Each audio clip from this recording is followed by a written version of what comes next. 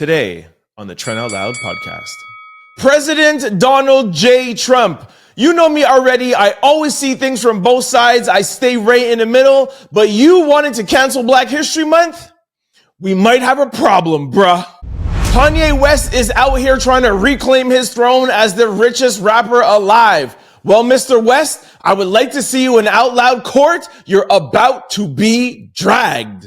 I've been telling y'all for weeks, and now it's finally time for me to gloat. The Kansas City Chiefs are going back to the Super Bowl. I told y'all, 2025 is Patrick Mahomes and Drake's year.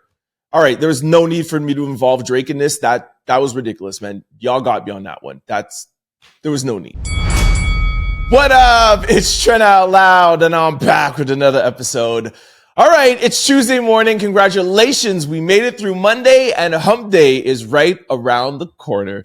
All right, I'm in a good mood today. I have 4 lead stories for you guys. We're going to kick it off by talking about Donald Trump canceling Black History Month.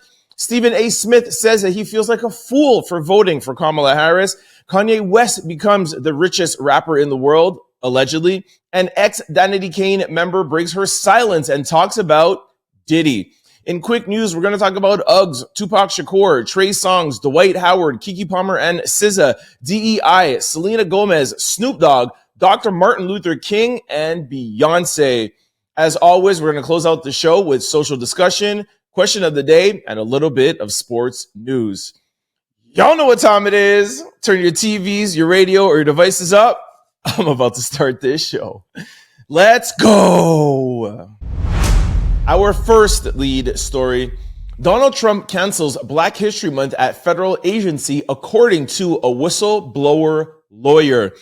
All right, yesterday we covered a lot on DEI, and somebody sent me this report. Shout out to Roberta.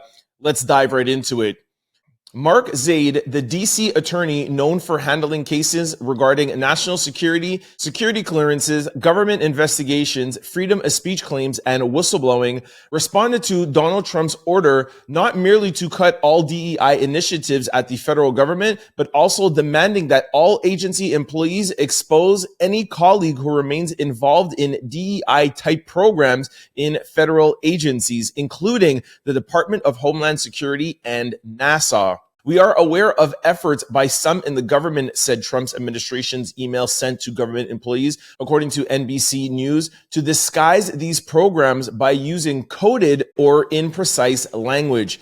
Commenting on the developments, Zaid wrote, "It goes beyond what happened at DHC and NASA today. CEI employees were told all resources and affinity groups are canceled. No Black History Month or MLK celebrations or any other ethnic recognition months.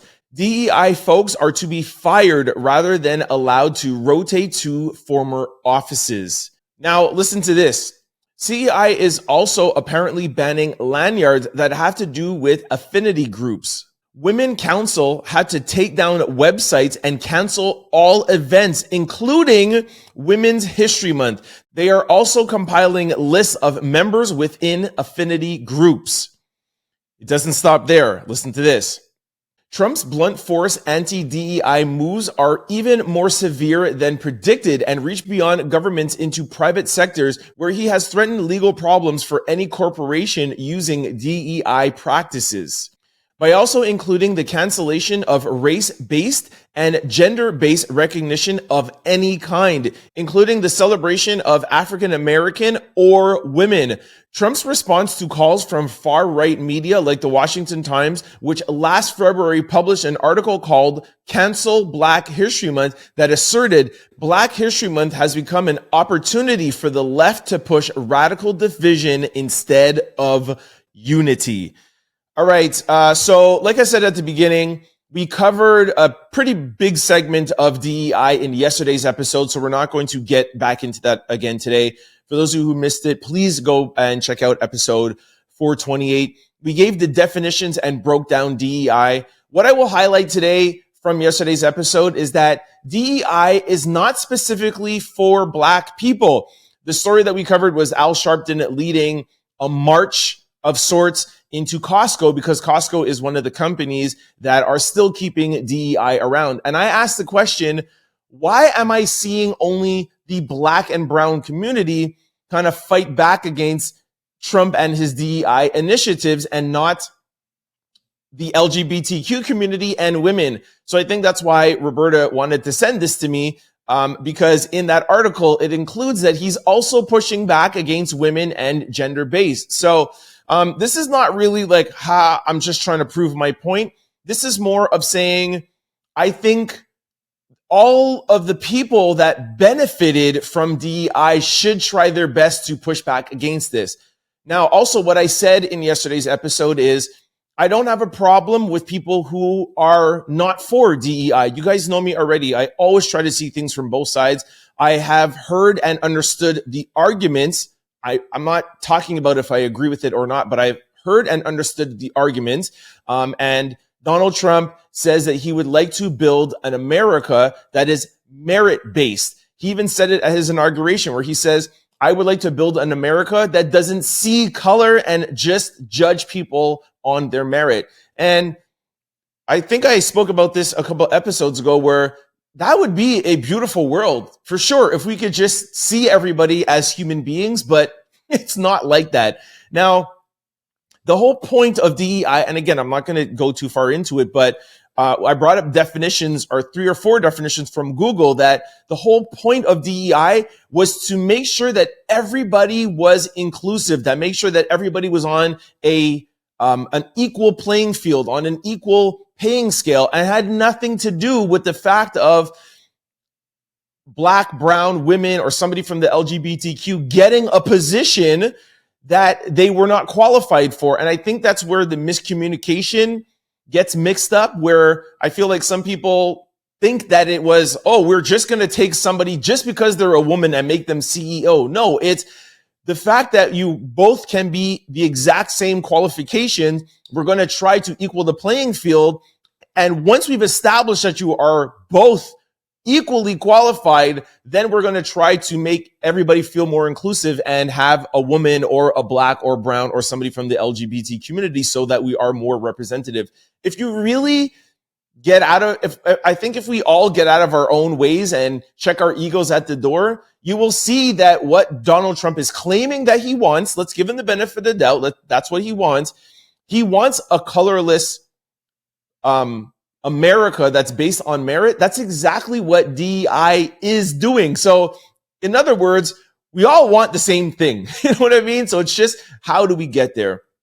And I really hope that that's what my show does and brings to the conversation, where I try to understand both sides. And I would like for us to understand that we all just want a better America, a better Canada, and a better world for us and for our children and the generations to come. And we're not going to get it perfect the first time or the second time or the third time, but if we all have that common goal, then we should be able to check our egos at the door and get there. So I leave it to you guys. Again, please try to check out yesterday's episode. I feel like we broke it down really well in episode 428. And of course, again, leave your comments below. Don't be shy. If you are for canceling DEI, let us know why you don't like DEI. I want to know. I will talk about it on future episodes. And of course, if you are for DEI, let us know. But again, I would encourage everybody who is affected, not just the black, brown community, women, people from the LGBTQ plus, anybody that benefited from DEI, we need you guys to push for this so that we could get it back. I also have something in quick stories with more companies, not just Costco, that are still maintaining DEI within their company. So I wanted to highlight them, and we'll talk about that in lead stories. Let me know what you guys think about this in the comment section below.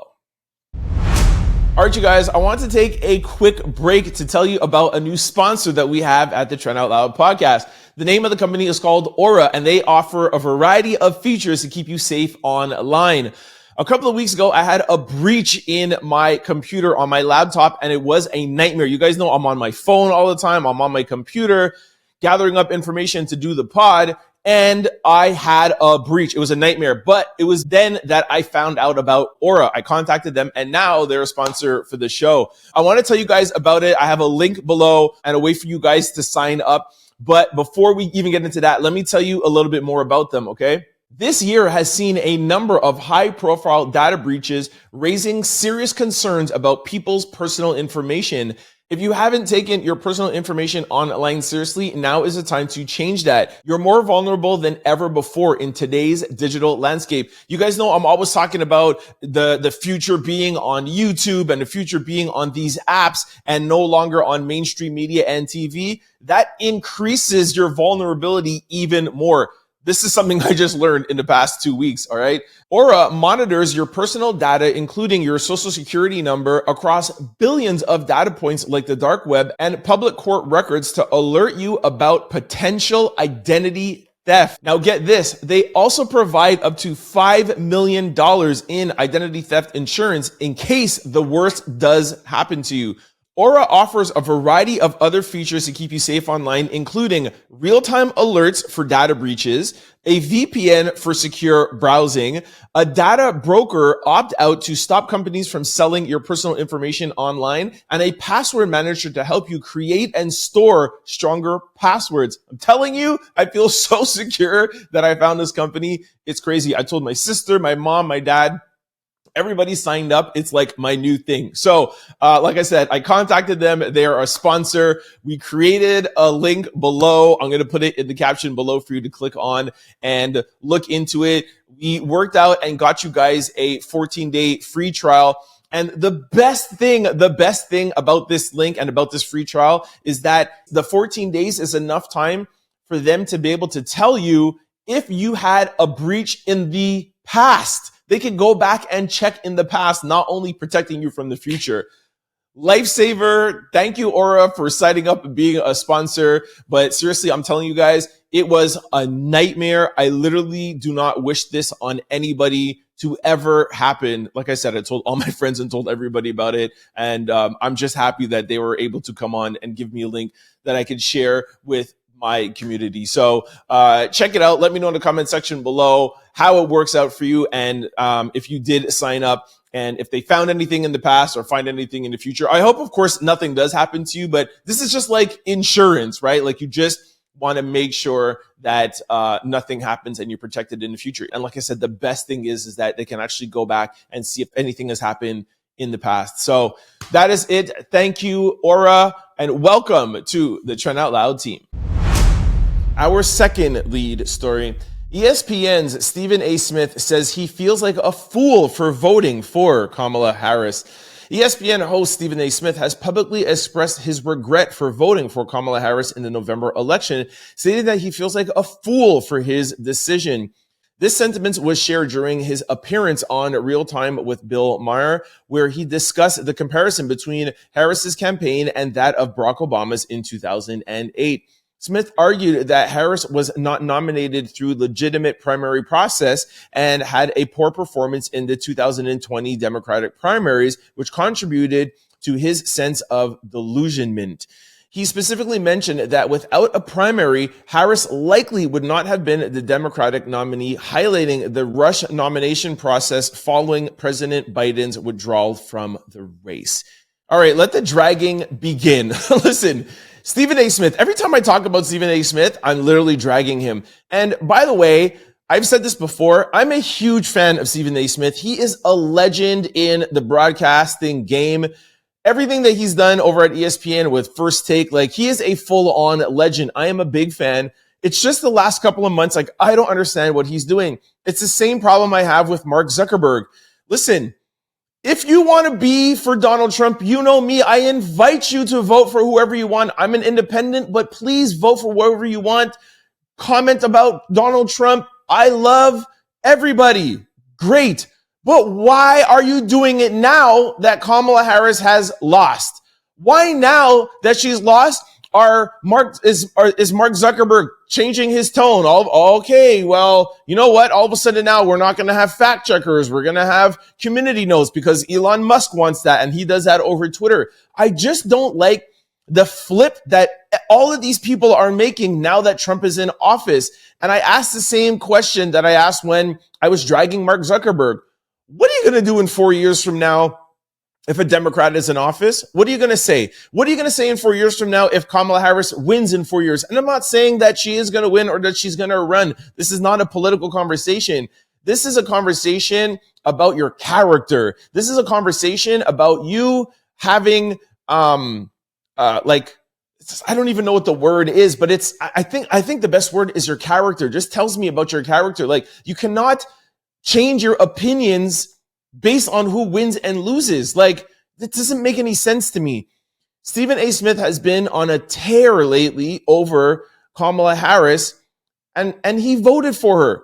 So what are you trying to tell me? Like, you voted for her just because she was a Democrat and you didn't really want to, and now you feel like a fool? Like, you haven't given me any sort of concrete reasons of why you feel like you were fooled. Did you find something out?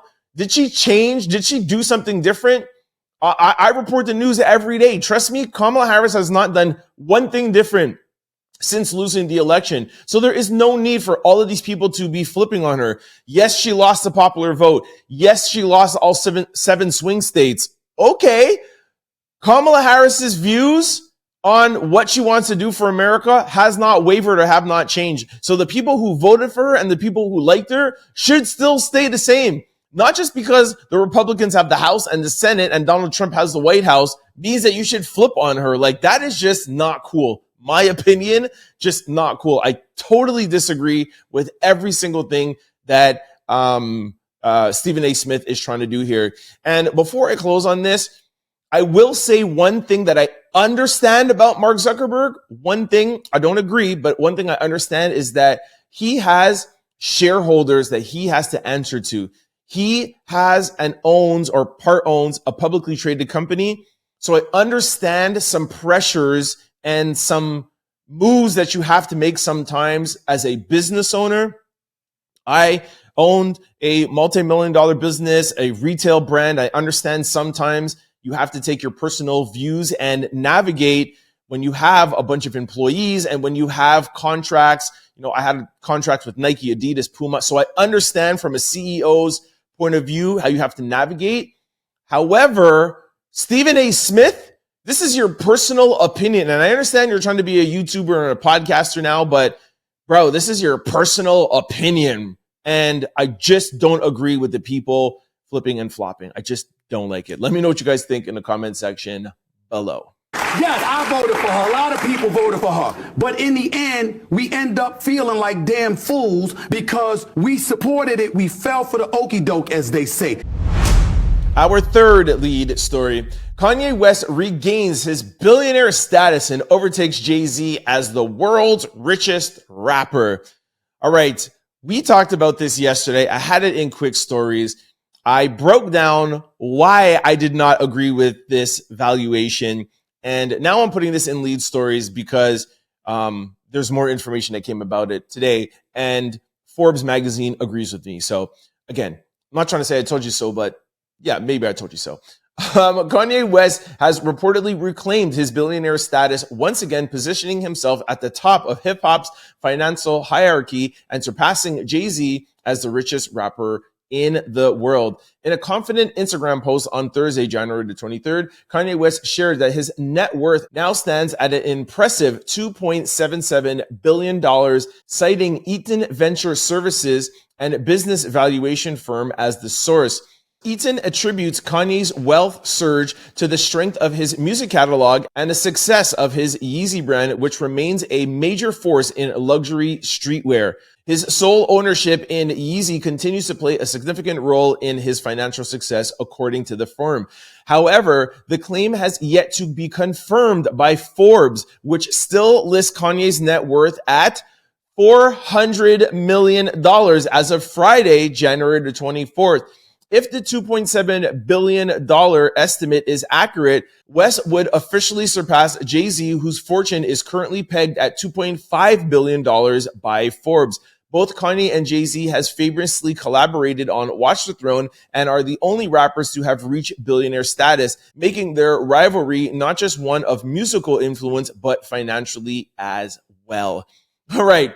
Why do you think Kanye made his valuation at 2.7, just 2 points higher than Jay-Z? Like, come on, yo. Again, I'll put up a post of like what he put up. I'm not going to read it again. We talked about this yesterday. Yesterday, I broke down what a valuation means. I'll touch on it quickly for those who didn't see it. When you have a company, you take a company's yearly net income before EBITDA, which is earning before tax and amortization. And let's say, for example, your net profits are, sorry, not your net earnings, your net profits before EBITDA. Let's say, for example, it's 7 million. Okay. Depending on the industry you're in, you would take, let's say, a 7 times multiple. Like in the retail industry, it would be a 7 times multiple. In the restaurant industry, it's a different multiple. So you could technically take whatever multiple you want. So my example yesterday was Out Loud Media. Let's say we have X amount of dollars. I could say I want to base it on a 50 times multiple and I'm worth $500 million. You could say that. So Kanye West just went out to this Eaton venture capital place and said, hey, can you give me a valuation? And he said it.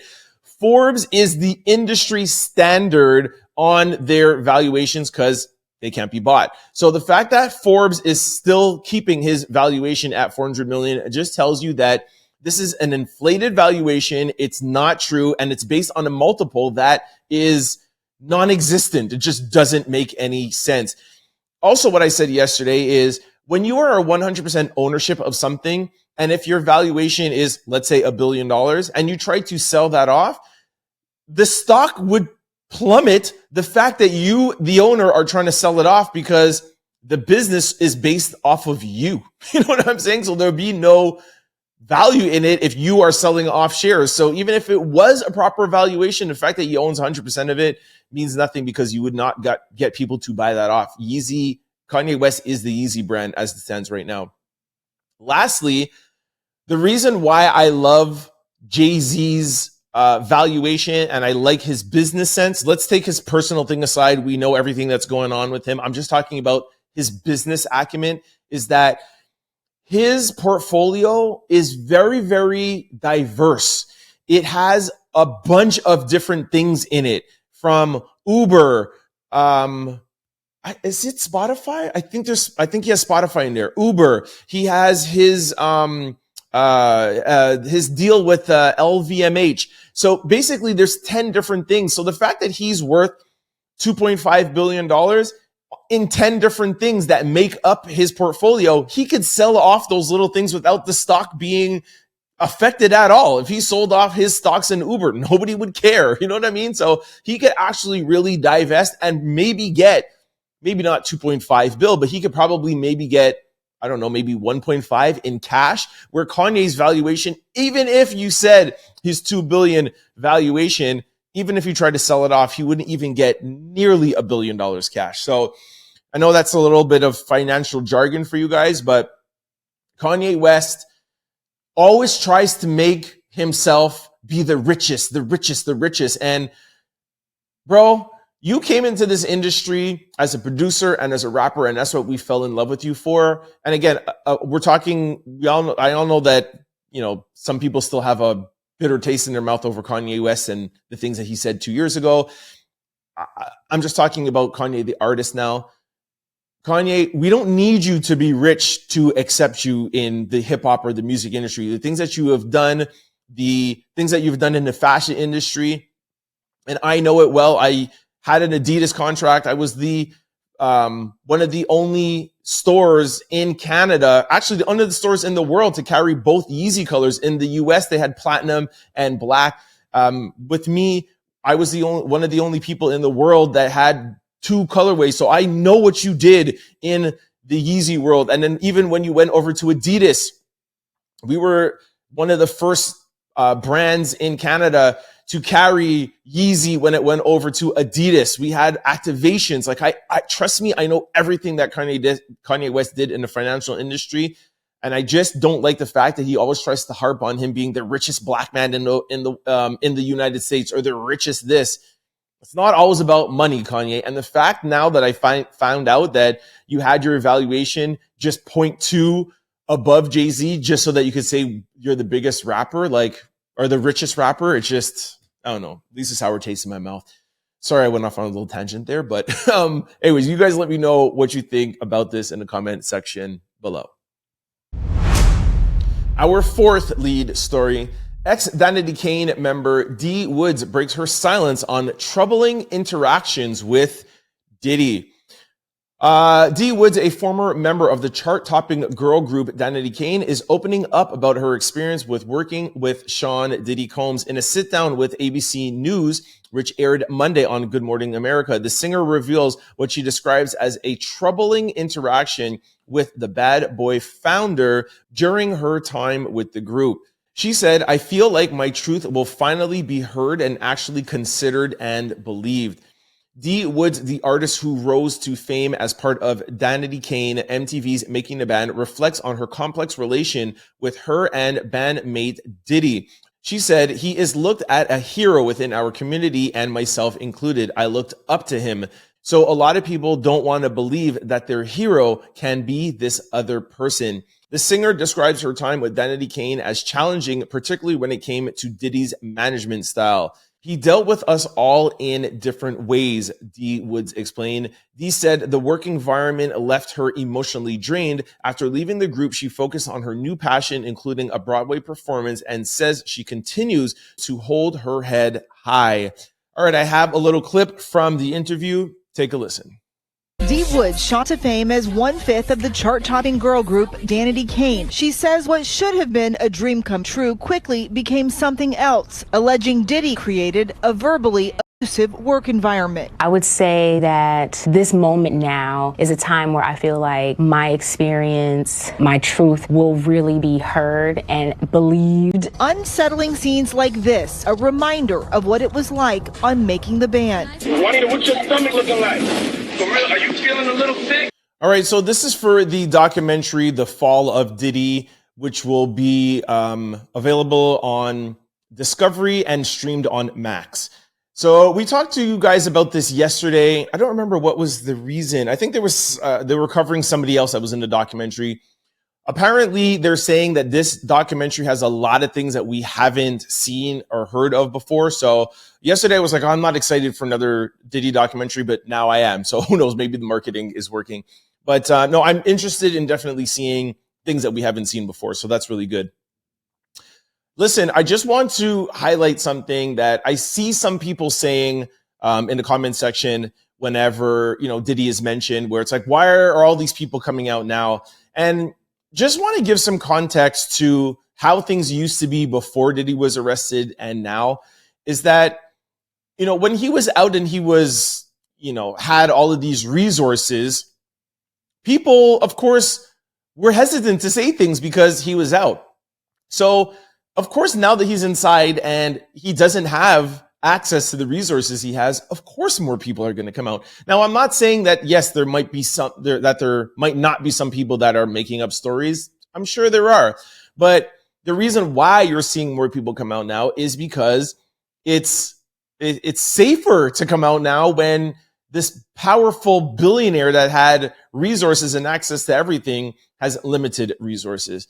And another thing is that when there are multiple people that come out, more people feel more comfortable to come out because now, even if Diddy does get out, let's just say, for example, he does and he gets back his money and he gets back his power and resources, which I never see happening. But even if he did, what's he going to do? Go after 300 people? You know what I mean? So, of course, it's a lot easier the more people that come forward because literally he cannot go after everybody. So, again, just giving it some context. And let me know if you are excited for another Diddy documentary and if you'll be tuning in to The Fall of Diddy. All right, this brings us to quick news. Ring my bell. Our first quick story. Tupac Shakur X claims that he was with Mary J. Blige on the low. All right, Tupac Shakur's ex-girlfriend, Desiree Smith, has made some shocking allegations about the late rapper's personal life during the height of the Death Row and Bad Boy feud. In a recent interview with The Art of Dialogue, Smith claims that Tupac was romantically involved with Mary J. Blige, adding another layer to the intrigue of the infamous industry rivalry. Smith hinted at the connection without naming Mary J. Blige directly, but she referred to her iconic album, My Life, leaving little doubt to the singer's identity. Smith, who previously claimed that Tupac regretted his deal with Suge Knight, continues to shed light on the personal and professional conflicts of the late rapper and iconic Tupac Shakur. All right, I have a little clip. Take a listen. Suge was in Puff's baby mama, and Pac was in her best friend. Who her best friend? And Absolutely. when this singer happened to have an album titled My Life. You got it. All right, I don't normally like getting into relationship drama, but this was too good to pass up. Mary J. Blige and Tupac? Like, yo, that's hot. Yo, I could not pass that up. I wouldn't normally play something that is not like verified or whatever, but this comes from The Art of Dialogue, and I know those guys over there. They have a big YouTube platform, and they do a lot of great investigative journalism. So I feel as if there might be some truth to this, but let me know what you guys think in the comment section below. I feel like I know Mary J. Blige pretty well. I feel like this wouldn't be so much past her, man. I don't know, man. Tupac and Mary, Mary, the type of guys that Mary likes, right? So I totally believe this, man. Shout out to Mary J. Blige, man. Let me know what you guys think in the comment section below. Our second quick story. There are two different Uggs. Did y'all know that? I had no clue. And I was in the sneaker industry or the footwear industry for 15 years. I actually even had an Uggs account. I never knew there were two different Uggs. Anyways, one of the original Ugg companies, UGG Since 1974, has decided to change their name to Since 1974 to be able to finally market their brand. I never knew this. Please tell me, comment section below, if you guys ever knew this. So apparently the UGG that has the Since 1974, that's the original one, or one of the originals, sorry, from Australia that uses real fabric and real, I forgot the exactly, what is it, whatever the skin is. Anyways, it's real. And the one that's UG with the big G in the middle, they use synthetic materials that are not real materials. I have a clip that she's going to explain it way better than me, but I am still in shock. Like, I don't even know which account I had. Was it the U big G or was it the UGG? I hope it was the real one. Anyways, just take a listen. The original UGG company is about to change their name. We have to talk about it. So you might not know this, but there's actually two different UGG companies. They may look the same, but they are completely different. UGG Since 1974 is one of the original Australian UGG companies made with sheepskin. And the UGG with the big G is made with synthetic fabric and is made in China. However, UGG with the big G is owned by Deckers Brand, the $31 billion company, and owns the UGG trademark, and has been suing UGG since 1974 for years for using their trademark in the United States and many other countries. So finally, UGG Since 94 sadly gave in and is now switching their name to Since 74 so that they can finally market their brand and not worry about Decker Brand suing them. All right, so if I understand this correctly, the word UGG is the style of boot, I think. So that's why they were like fighting back and forth with UGG. But the one that's owned by Deckers, the U bigger G and smaller G, they own the trademark UGG. So they've been fighting back and forth. And what I was forgetting in the beginning, it's sheepskin. But the UGG Since 1974, that was one of the original ones. So they were fighting back and forth. I cannot believe this. Please comment below and be honest if you guys knew this. Anyways, I wanted to put this in here so that we could fight for the little guy. If you are going out to buy UGG boots, try to get, well, first of all, one, you're not going to be able to find the original sheepskin one with the UGG. They changed their logo now to Since 1974, which I really do not like the name at all. I get the Since 1974, and they're going to assume that people are going to see the font and know, but that was written so small underneath. People are going to look for the UGG. Anyways, good luck to them. Anyways, they finally caved in, and now they'll be able to advertise themselves. So I wanted to put it out here because I always like to fight for the little guy. So if you're going to look out for an UGG style boot, the UGG, don't look anymore for the UGG. Look for Since 1974 and buy that one. And also too, just because it's real is it sheepskin? I forgot already. Sheepskin. I think it's sheepskin. Buy the real one. Don't buy the Chinese fake UGG. All right. Our third quick story. A Las Vegas judge dismissed an $11.2 million judgment against Trey Songs. All right. Clark County District Court Judge Jacob Reynolds had given Trey Songs and his legal team 30 days to respond to a civil lawsuit originally filed against him. Trey Songs claimed that he was unaware of the lawsuit filed against him, despite a reporter reaching out to an attorney who said that he represented the singer more than a year ago, and despite previous news stories about the lawsuit. Trey did not appear in court, but his attorney represented him, and the case has been dismissed. How could Trey say that he didn't know about the lawsuit when I even knew about it? Like, it was all in the news. What are you talking about? You didn't know about it. Anyways, wanted to throw this in here quickly to let you guys know that Trey Songs is again off the hook for a civil case. This case was about a gentleman that was accusing Trey Songs of, doing some things with his wife in a Vegas hotel room. And apparently when he caught them, or where he confronted Trey Songs about him, Trey Songs and his bodyguard put hands on the guy. So the guy was trying to sue Trey Songs for $11.2 million. The case has been thrown out. It's over with.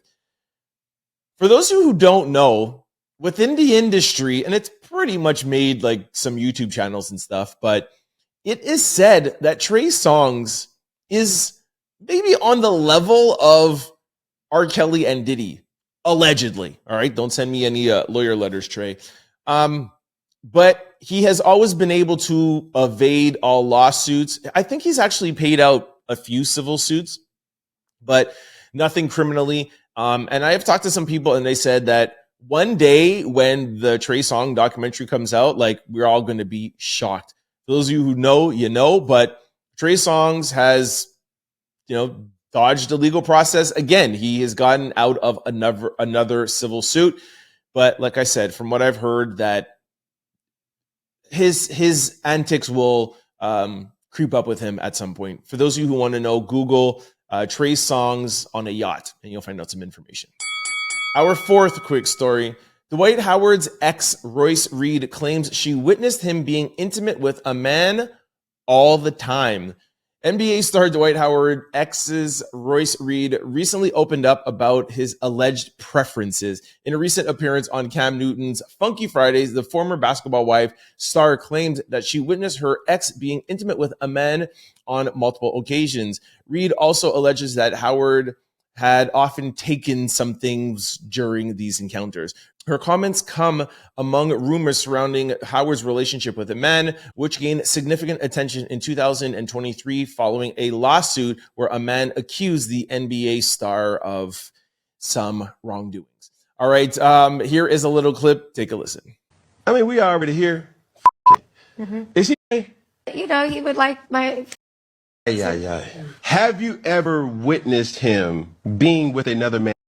Yeah, all the time. All right, so we told you about Dwight Howard's baby mama, ex-baby mama, Could you be someone's ex-baby? No, that's your ex-girl and baby mama.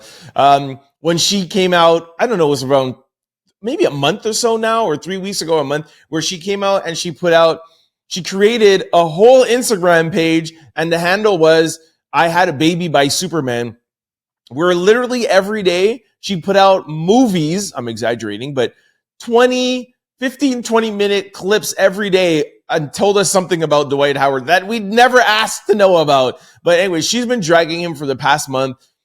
We reported on it and we're like, oh, I don't really think it's picking up too much steam. But now she's on Cam Newton's podcast and she's getting what she wants, right? She's getting the publicity that she wants.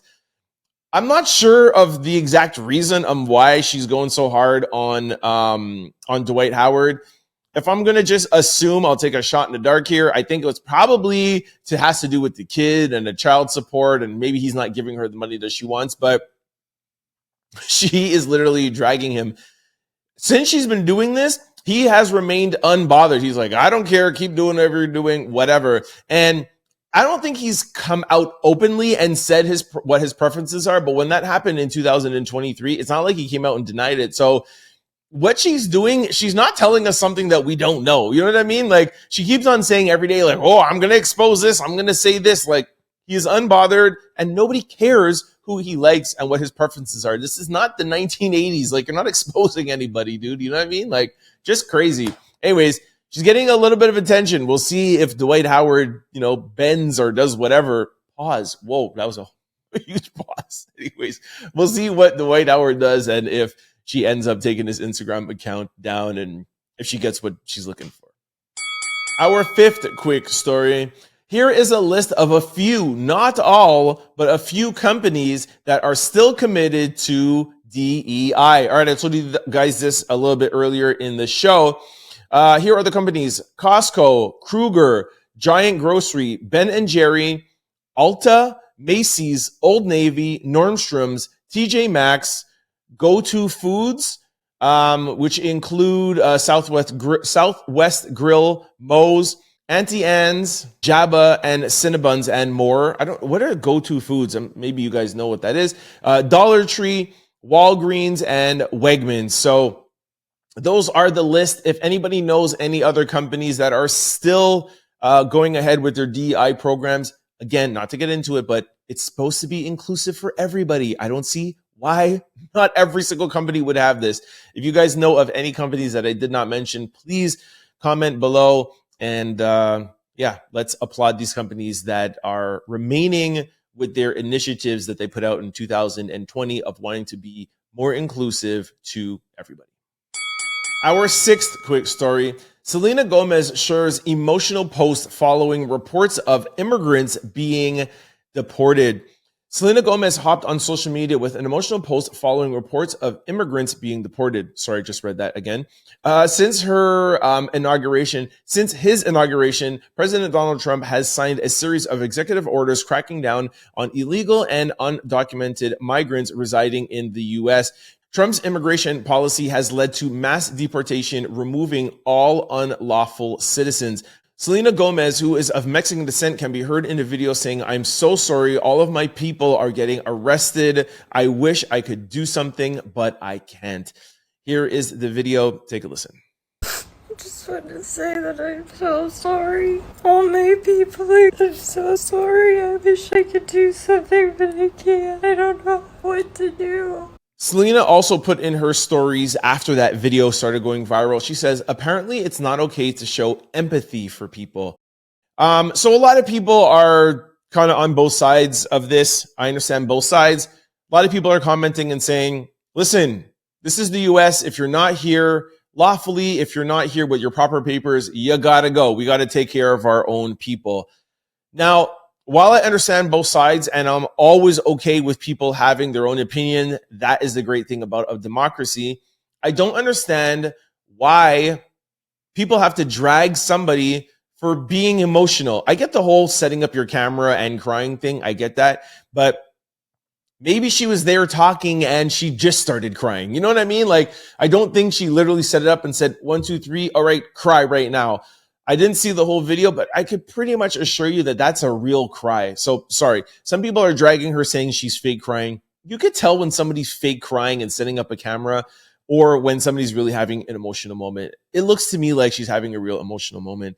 Candace Owens was one of the ones that retweeted and she says, this is absolutely hilarious. Like, no, Candace, it's not hilarious. You know what I mean? So like I said, even if you think these people should be deported, fine. But if they were here illegally, fine. I get that. But you don't think that somebody is going to get emotional that their father or uncle or brother or sister or cousin or whatever is now going to be out the country? I get that they shouldn't have been here in the first place, but now they won't be able to see them. And the process that they're going to have to go through, from what we've been hearing, is not a pleasant one.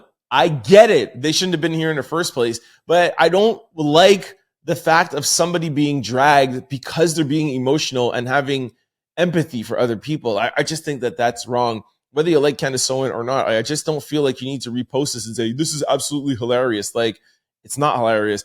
People are being affected. You know what I mean? So anyways, that's just my 2 cents. Let me know what you guys think about this in the comment section below. And please, what I'm asking for you to comment is not your stance on immigration. It's not what I put this in here for. I get your stance on immigration, if you agree with it and if you don't agree with it.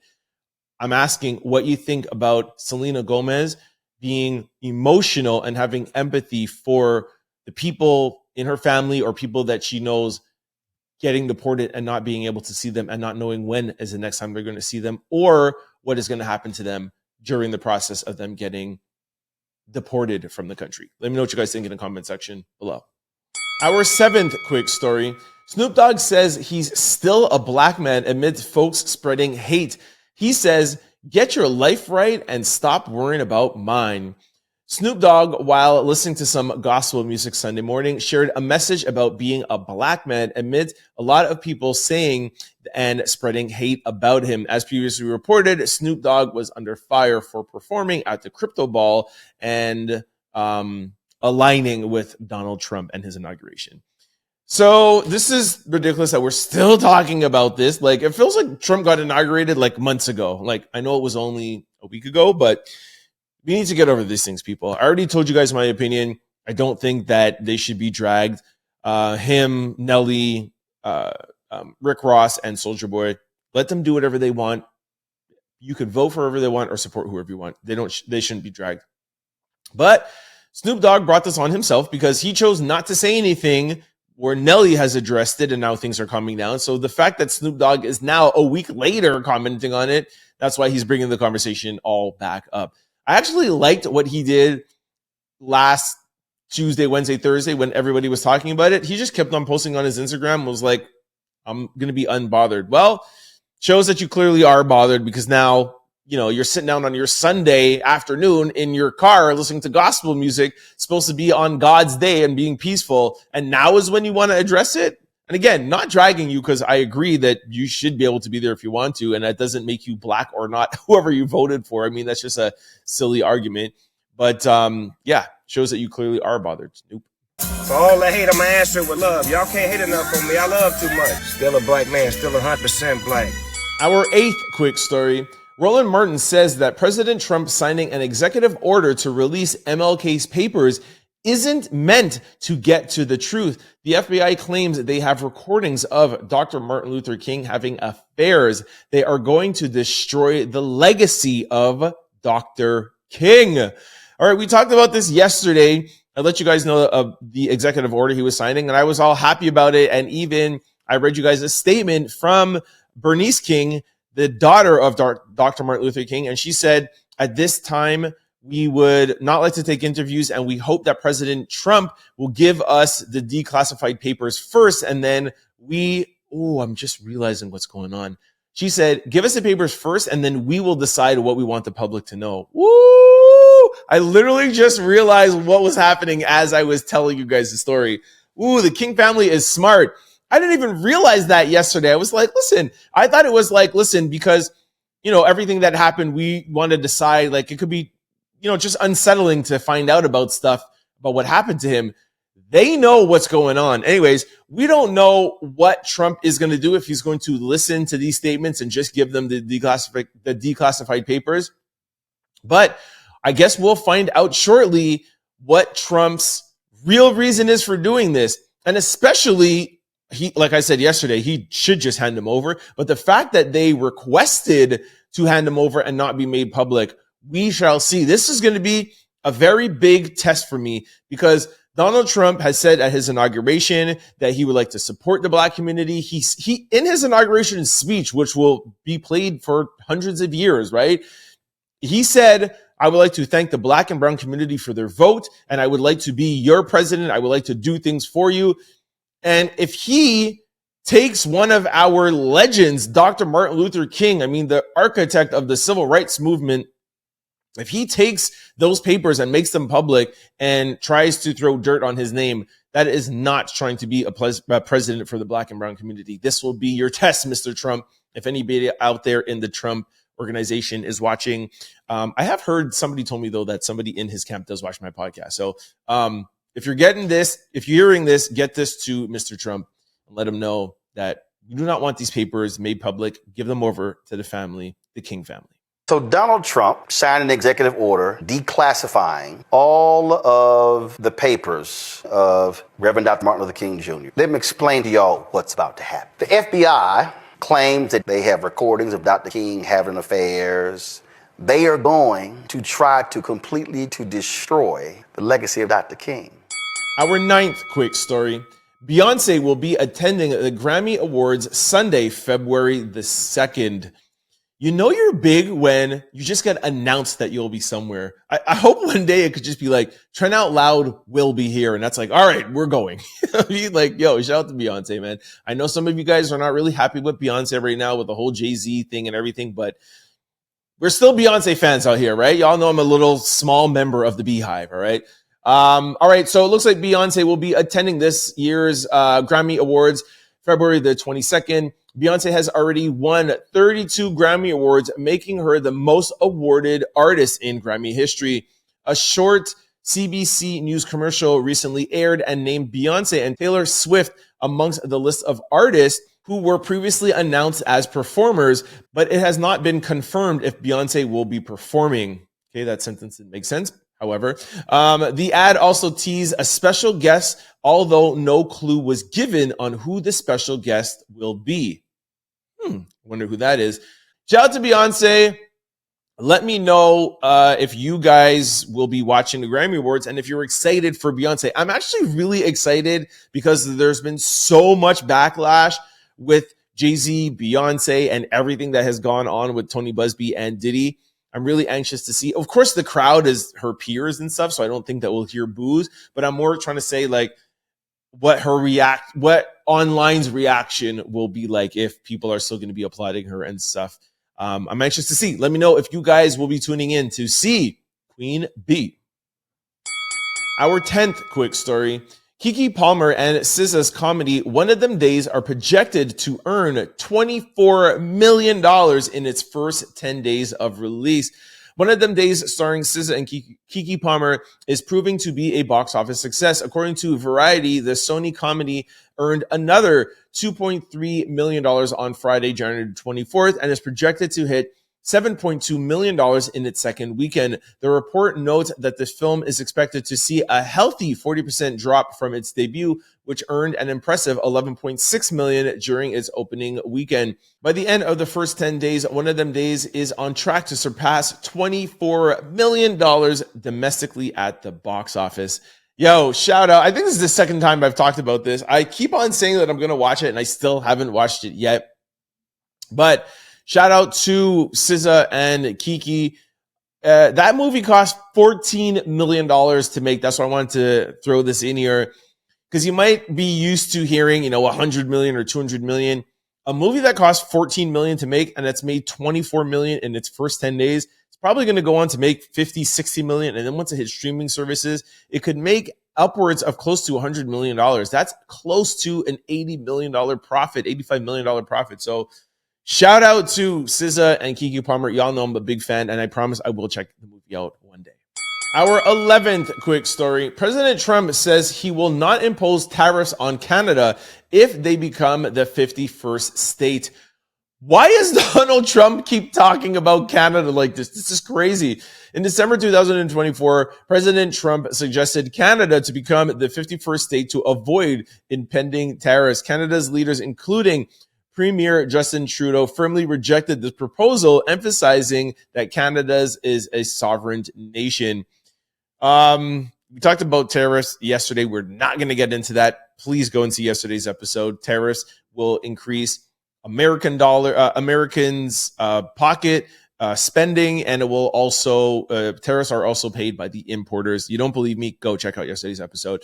Here's a clip from Donald Trump continuing to talk about Canada and how it's going to be so beneficial for us. Take a listen. I would love to see Canada be the 51st state. The Canadian citizens, if that happened, would get a very big tax cut because they're very highly taxed, and there'd be no tariffs. Now, I'm not saying that this is a bad idea. I've never said that. However, I would like to hear more about it. I would like to hear somebody deep dive. I think literally there's some economists and people set up a task force, 5 people from Canada and 5 people from the US, and let them do a year of research and see what it would entail, I do think there are some benefits. We're all on the same land. That's how inclusive I am, man. We're all part of North America. Let's all come together. I do think there are some benefits, and we still would be a state, meaning that we still have some control over our state. So anyways, I just don't think there's enough research, but I just don't understand why he keeps talking about it so much. There are so many other things to talk about, sir, like lowering interest rates, like lowering gas prices. We talked about eggs last week, how eggs are going to be going up in 2025. I keep telling you this, Mr. Trump, President Donald J. Trump. One of the main reasons why you were voted in and you won your mandate, like what you call it, was on the economy. Yes, immigration, and you're doing your thing. I get it. But the economy, let's see the price of eggs. Let's see the price of gas, the price of homes. Put some money back into the pockets of the people who voted for you. And I don't think Canada being the 51st state is going to help that. It might help in the long run, but it won't help initially. The midterms are coming up in 2 years. Your report card will be coming up, and we will see what you do for the American people. Let me know what you guys think in the comment section below. All right, this brings us to social discussion of the day. All right, I think I have a great one here for you. Skepta and Aaron Pierre took a picture, and women are literally debating back and forth which one of these gentlemen they prefer. Now, y'all know I always keep it fair. I have no problem bringing in good-looking men into the show. Whenever there are women doing attractive things, I definitely highlight it, whether it be Megan Thee Stallion or Ice Spice or Coi Leray. I'm always like, yo, this is hot. So gotta be fair. Plus also too, you know, my demographic, my women, my audience is made up of 70 to 75% women. So I'm here for y'all. All right. And again, I'm not afraid, you know, I'm confident in my manhood. I'm confident to say if a guy is good looking or not. I have no problems with this. All right. Skepta tweeted out and said, seeing big men are arguing with girls about me because I took a picture with a man 12 years younger than me. I literally can be this man's uncle. Y'all need to chill and let these ladies tweet in peace. I don't know what that's all about. If maybe some guys are dragging him, I don't know. But I'll give you comments from each side. Skepta, a woman voted for Skepta and said, green eyes ain't gonna save you, boo. That's Skepta you're going against. So that's her.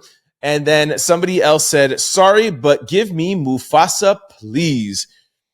My vote is with Skepta. I'm just saying if I get a vote as a guy, I'm not crazy over both of them, but if I had to pick, I pick Skepta for those of you who care out there. Let me know, ladies, in the comment section below what you guys think about this. More want to hear from the ladies, but any guys who out there who feel confident and you want to pick, let me know who you're picking. Skepta, Aaron Pierre. Let me know in the comment section below. All right, this brings us to question of the day. If you could swap lives with any historical figure for the day, who would it be? All right, somebody said Helen Keller because I've seen enough. That's hilarious. Another person said, my mama, so I could give her the kind of soft life she sacrificed for her children. That's really nice. I don't know if your mama is a historical figure, but I get what you're trying to say there. Another person said, Harriet, because we're going to be free today. Another person said, nobody. I've never wanted to be in somebody else's life. I love mine. Okay, we're just trying to have fun here. Another person said, Harriet Tubman all day. Another person said, Bob Marley, Ital food, music, playing soccer, traveling, chicks, and it's just a whole vibe. Scott82 said Fred Hampton. Forever _ said Malcolm X, just too smooth. Sheena _ does it _ said Harriet Tubman. Prettyface.tia said Kamala, so I could have gone even harder and become the first female president. That's actually really funny. Tiffany said Huey Newton. Alchemist Melody.888 said Medusa. Somebody said Betty Shabuyaz. Another person said Nat Turner. Somebody said Michael Jordan. Somebody said Kobe Bryant. God. Frank Sinatra. LeBron. Who wants to come back as LeBron? Nefertiti. Dr. King. Somebody said Hugh Hefner. That's jokes. Elon Musk, so I could feel like how it is to be rich. All right, pretty good answers. Let me know in the comment section below. What's a historical figure that you would like to trade places with for one day? All right, this brings us to sports news. Yes, it's my time to gloat. The Kansas City Chiefs have won the championship. But before we even get into that, I just want to talk about the game. I also want to highlight Josh Allen for being a great sport in the locker room. He said this, to be the champs, you got to beat the champs, and we didn't do it tonight. Shout out to you, Josh Allen. I'm going to play a little clip so you guys can hear it. Take a listen. Be the champs, you gotta beat the champs, and we didn't do it tonight. There are so many people dragging KFC, like, oh, I'm tired of seeing Patrick Mahomes, the refs, the this or whatever. Listen, Buffalo Bills just didn't do a good job. The defense was not able to stop the Kansas City Chiefs. For the whole entire season, the Kansas City Chiefs have not scored over 30 points. And on Sunday's game, during Sunday's game, they scored 32 points. Buffalo's defense just wasn't there. Josh Allen played a great game. Patrick Mahomes played a great game. It was a great game. It just came down to turnovers. And yes, it sucks. Trust me, I wish it didn't happen, but there was not enough conclusive evidence. Is that the right word? Conclusive evidence? There wasn't enough evidence, conclusive evidence, that to overturn that fourth down. The call on the field was he didn't make the first down. You have to have inconclusive evidence. That's the word I was looking at. You need to have inconclusive evidence to overturn. There was not enough inconclusive evidence. And also the Xavier catch. Sorry to really get too technical for those people who are not sports people, but I have to get this off my chest. That Xavier catch, the tie goes to the receiver, and yes, the ball hit the ground, but the ball is allowed to hit the ground if you have control. That's totally fine. The ball hit the ground and it didn't move. That's why that Xavier catch was also awarded to Kansas City. So I hate that it had to go to the refs, especially on that fourth down, but those two calls were justified, and Kansas City beat Buffalo. I just want to highlight something for those of you who might not know, you casual fans that are trying to drag Kansas City. This is the fourth time that Kansas City has beaten Buffalo. It's not a fluke. In 2020 AFC Championship, Kansas City beat Buffalo 38-24. 2021 in the divisional round, Kansas City 42-36. And in 2023 divisional round, Kansas City beat Buffalo in Buffalo, by the way, 27-24. Yes, this is the second time that it was just between a 3 point, between 3 points. And Kansas City won it now 32-29. So really happy for my Chiefs. I was saying that I actually wanted Baltimore to be in the AFC Championship because they were a younger team and not as seasoned, and I thought they would have made mistakes. And I was right because they did make mistakes against Buffalo. But as the game came up, as the few days came up, I changed my mind and I was happy that we were getting Buffalo. And the reason why is because we clearly have Buffalo's number. We know how to beat Buffalo in the off season because they beat us in the regular season. But in the off season, sorry, not the off season, in the playoffs, we know how to beat Buffalo in the playoffs. So shout out to Josh Allen. Like, I like him. He's not my favorite quarterback, but I like him. And I really got a lot more respect for him yesterday in the post interview. He took it on the chin, man. He was like, this is our fault. You got to beat the champs. And we didn't do it. So I want to take my hat off to Josh Allen. And we will beat the Philadelphia Eagles in the Super Bowl. We will make that three-peat. And then after the three-peat, you guys could do whatever you want. After that, I'm actually going for Lamar Jackson. And in the NFC, I'll be going for Jaden Daniels. Wow, he is my new favorite quarterback. Love, love, love Jaden Daniels. I wish they didn't lose as bad, but he's a rookie quarterback in his rookie year. It was bound to happen where he didn't have a good game. So shout out to Washington, shout out to Philly, shout out to the NFL. I mean, that was an exciting Sunday football of NFC and AFC. Well, the NFC wasn't all that exciting, but whatever. It was still a good day of football. And I'm very, very excited. Y'all know me. I'm going to be having a big Super Bowl party at my house. And I can't wait to three-peat. Yes, go Patty Mahomes. All right, that is it for my Tuesday show. I hope you enjoyed it.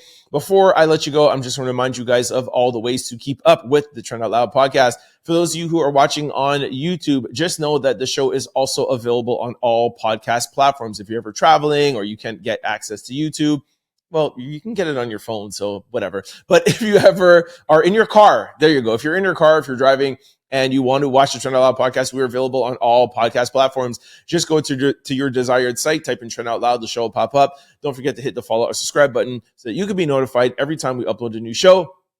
And just like YouTube, we upload daily. Now, vice versa, if you're used to listening to this show on podcast platforms, please try to check us out on YouTube. It's actually my favorite way to watch the show. It's more interactive. You can see me, you can see the videos I'm playing and the pictures that we put up. It's a better way to enjoy the show. Y'all know I like to be interactive with y'all. I love my audience, and we have a great community in the comment section. I love our comment section. I read all of them every day. It's my favorite thing to do. So yes, for those of you who are on podcast platforms or used to watching on podcast platforms, please try to check us out on YouTube. Just go to YouTube and type in Trend Out Loud. The show will pop up. Please do not forget to hit that subscribe button. Please do not forget to hit the like button and also comment below. We love to see your comments. And lastly, please do not forget to share because it really helps in growing the channel. As for social media, I am on all platforms. You can always check me out. It's the same handle, Trend Out Loud. I will see you guys for a hump day. I can't believe the middle of the week is almost here already, man. It feels like Monday starts off, it's bad. And then we have Tuesday, which is kind of like a lull day. And then boom, Wednesday is here and then we're back, baby. I'll see you guys for Wednesday's show. Peace. Don't forget to like, comment, and subscribe. It's your boy, Trend Out Loud.